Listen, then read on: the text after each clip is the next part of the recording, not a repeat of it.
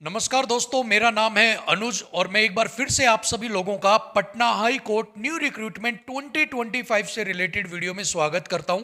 Patna high court के अंदर regular मजदूर की वैकेंसीज आउट की गई हैं और इससे रिलेटेड जो ऑफिशियल नोटिफिकेशन है वो भी आउट कर दी गई है। सबसे पहले तो अगर मजदूर नाम सुनकर आप इस वीडियो को और इस भर्ती को स्किप करने वाले हैं तो बिल्कुल मत कीजिएगा, क्योंकि यहाँ पर आपको एक अच्छी खासी सैलरी 40,000 रुपये प्लस हर महीना मिलने वाली है। सो इस भर्ती को बिल्कुल भी स्किप करने की बात आप मत सोचिएगा। अगर आप एलिजिबल हैं तो आप इसके फॉर्म को जरूर फिल कीजिएगा। इससे रिलेटेड हर एक डिटेल जो है वो इस वीडियो में आपके साथ मैं शेयर करने वाला हूं। सो काफ़ी इंपॉर्टेंट वीडियो आपके लिए रहने वाली है, वीडियो का एंड तक आप जरूर देखिएगा। सो दोस्तों, ये जो एडवर्टीजमेंट है यानी कि इसकी जो नोटिफिकेशन है वो 11 फरवरी 2025 को आउट कर दी गई थी।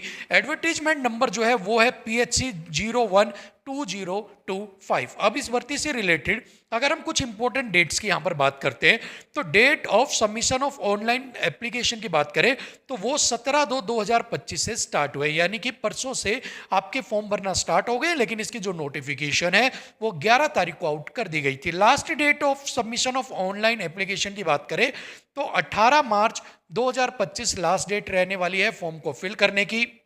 अगर ऑनलाइन फी पेमेंट की लास्ट डेट की बात करें तो वो 20/3/2025 आपके लिए रहने वाली है। डेट ऑफ एग्जामिनेशन की बात करें टू बी नोटिफाइड लेटर, यानी कि अभी जो डेट है एग्जाम की वो डिसाइड नहीं हुई है, अभी उसके बारे में आपको जल्दी एक नोटिस जारी कर जो है इंफॉर्मेशन दे दी जाएगी।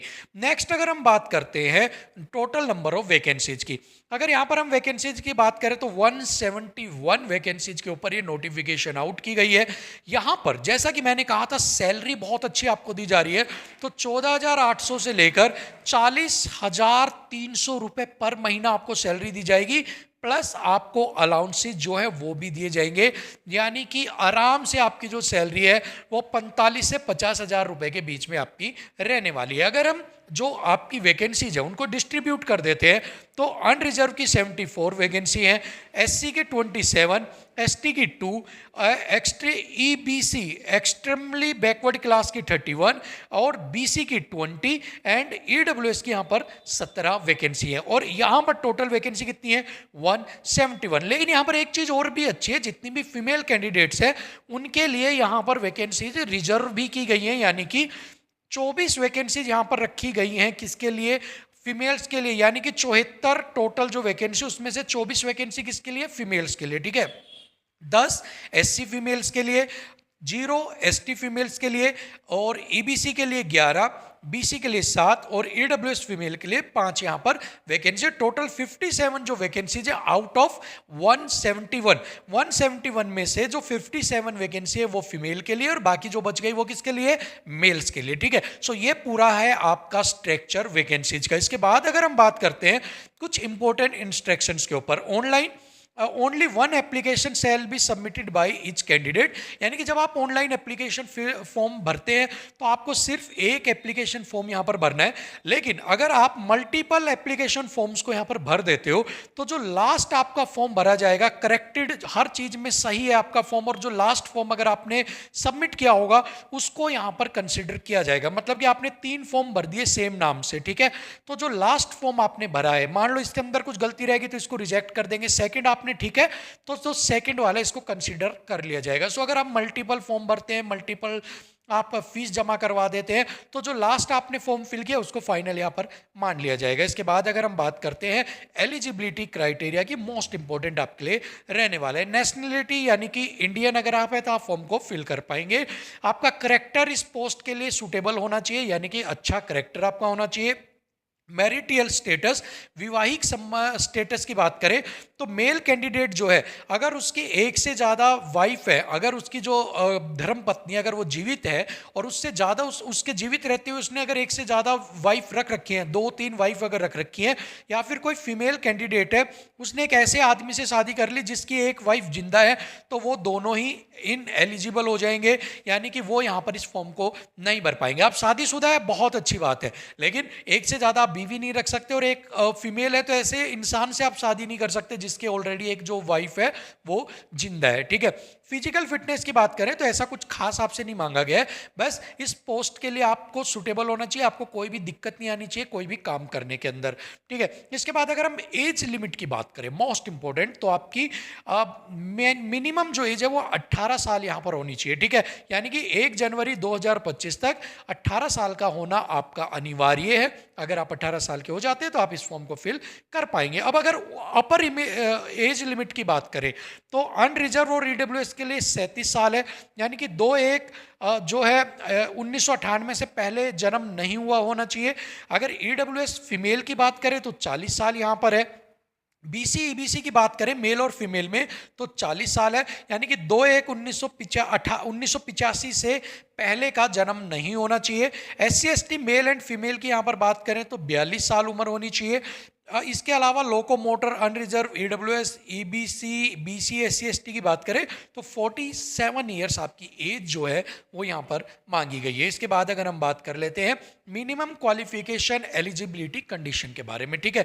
सो यहाँ पर आपका मिनिमम एजुकेशन क्वालिफिकेशन जो है वो 8th पास रखा गया है, यानी कि 1 जनवरी 2025 तक आपको 8th पास होना जरूरी है, ठीक है। तो मिनिमम 8 पास आपका, मैक्सिमम आपका मांगा गया है 12th पास यहाँ पर। अब इस चीजों को बहुत ध्यान से आप समझिएगा कि मिनिमम और मैक्सिमम का क्या चक्कर है वो आगे मैं आपको बताने वाला हूँ, ठीक है। तो यहाँ से वीडियो को और ज्यादा थोड़ा सा ध्यान में आप रखकर वीडियो को आराम से देखिएगा। यानी कि मिनिमम 8वीं पास है, मैक्सिमम 12वीं पास है, ठीक है। इसके अलावा साइकिल की नॉलेज होनी चाहिए and proficiency in life skills. अब ये प्रोफेंसी इन लाइफ स्किल क्या है इसके बारे में भी आपको आगे मैं बताने वाला हूं, ठीक है। चलिए, इसके बाद एक नोट यहां पर दिया गया है नोटिफिकेशन के अंदर, जिसके अंदर एक कहा गया है कि अगर आप 8th पास हैं या फिर आप 12th पास हैं, मतलब अगर आप 8 से 12th पास के बीच में 8 पास हैं, 10 पास है, 12th पास हैं, तब तक तो आप फॉर्म को फिल कर सकते हो आराम से, आपको कोई भी दिक्कत नहीं आएगी, ठीक है। लेकिन अगर आप यहां पर कहा गया है कि अगर आपने हायर एजुकेशन कर रखी है, मान लो आपने बीटेक कर रखी है, ग्रेजुएशन कर रखी है, कोई डिप्लोमा कर रखा है, और उसके बाद आप इस फॉर्म को फिल कर देते हैं, यानी कि 12वीं से ऊपर अगर आपने कुछ कोर्स कर रखा है और फिर अगर आप इस फॉर्म को फिल करते हो तो आपको टर्मिनेट तो किया ही किया जाएगा, आपको बाहर निकाला ही जाएगा जॉब से।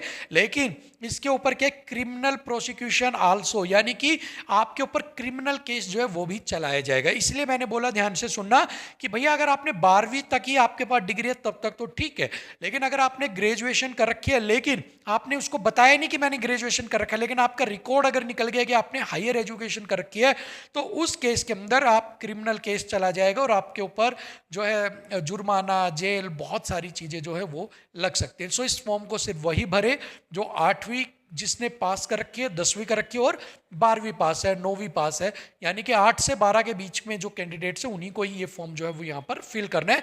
इवन 12वीं पास वाले कैंडिडेट भी इस फॉर्म को फिल कर सकते हैं, ठीक है। चलिए, इसके बाद the application have to fill in their proficiency in one life skill at the designated space in online application form, यानी कि ऑनलाइन एप्लीकेशन फॉर्म के अंदर आपको अपनी लाइफ स्किल के बारे में भी लिखना है। बहुत सारे बच्चे पूछेंगे सर ये लाइफ स्किल क्या है, तो देखिए लाइफ स्किल क्या होती है, कम्युनिकेशन स्किल, ठीक है। इसके अलावा आपकी किसी के साथ आप रिलेशनशिप स्किल्स हो गई आपकी, आपको किसी से कैसे आप बात करते हो वो आपकी स्किल्स होगी, किसी के साथ आपका फ्रेंडली नेचर कैसा रहता है वो स्किल हो गई आपकी।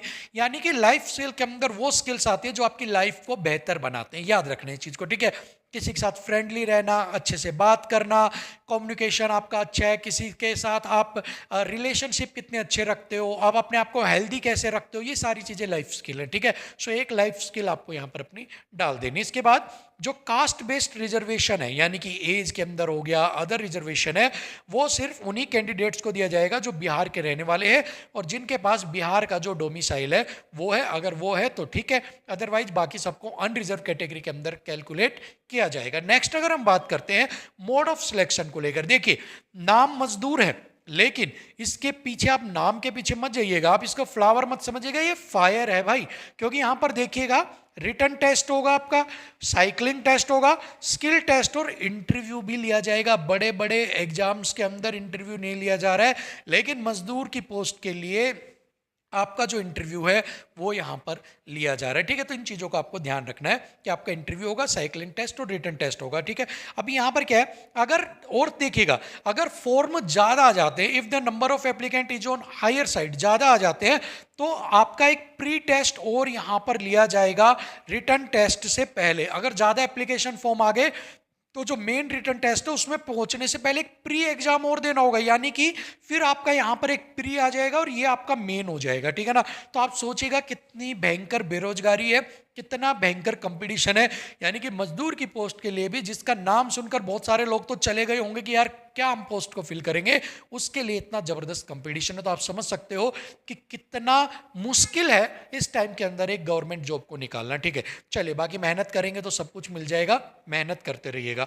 All candidates who qualify for written test, जो भी कैंडिडेट्स है जो क्वालिफाई होंगे रिटन टेस्ट के लिए, उनको साइकिल टेस्ट के लिए जाना पड़ेगा। जो साइकिल टेस्ट को क्लियर कर लेंगे उनको यहाँ पर स्किल टेस्ट और जो इंटरव्यू है उसके अंदर जाना पड़ेगा। फिर स्किल टेस्ट क्लियर करेंगे तो उसके बाद इंटरव्यू क्लियर करेंगे, तब जाकर उनको नौकरी यहाँ पर दी जाएगी।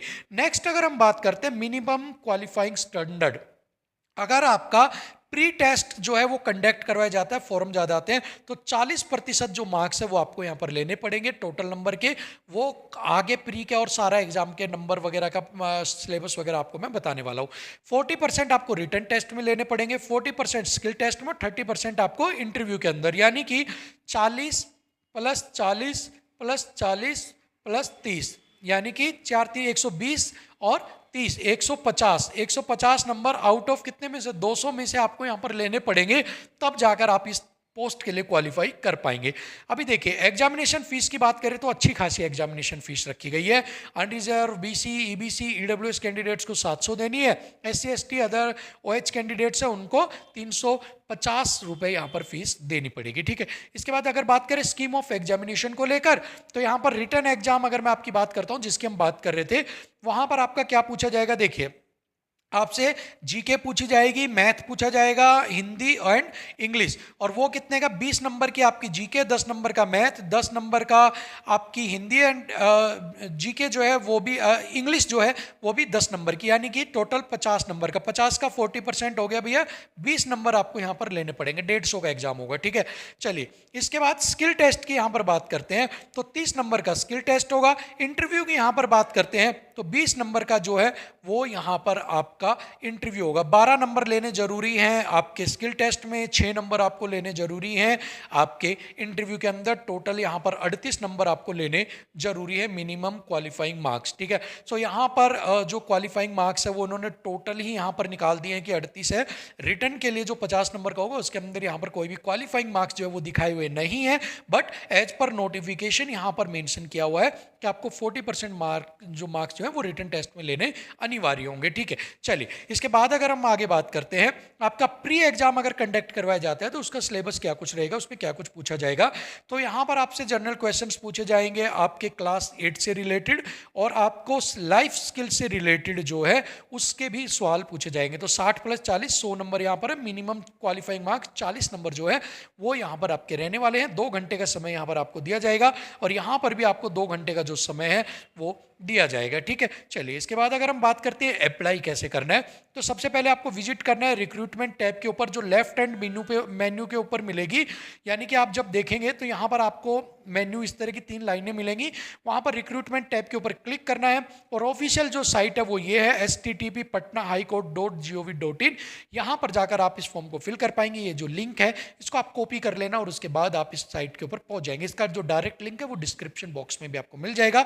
वहाँ पर आपको रेगुलर मजदूर रिक्रूटमेंट एग्जामिनेशन 2025 के ऊपर जाकर क्लिक करना है, अप्लाई ऑनलाइन पे करना है, न्यू रजिस्ट्रेशन करना है, उसके बाद अपनी डिटेल्स को फिल करना है, फीस कटवानी है, और आपका फॉर्म जो है वो सबमिट हो जाएगा। सो इस भर्ती से रिलेटेड जितनी भी डिटेल थी, हर एक डिटेल आपके साथ मैंने शेयर कर दी है। आई होप अब आपको कोई भी डाउट यहाँ पर नहीं रहा होगा, लेकिन फिर भी अगर कोई डाउट है, कोई संशय है, मन में क्वेरी है, तो कमेंट बॉक्स में पूछना मत भूलिएगा। आपके हर एक समस्या का निदान, हर एक समस्या का आंसर मैं आपको कमेंट बॉक्स में वीडियो बनाकर जरूर दूंगा। लेकिन फिलहाल के लिए तो वीडियो में इतना ही। Thank you so much. नमस्कार।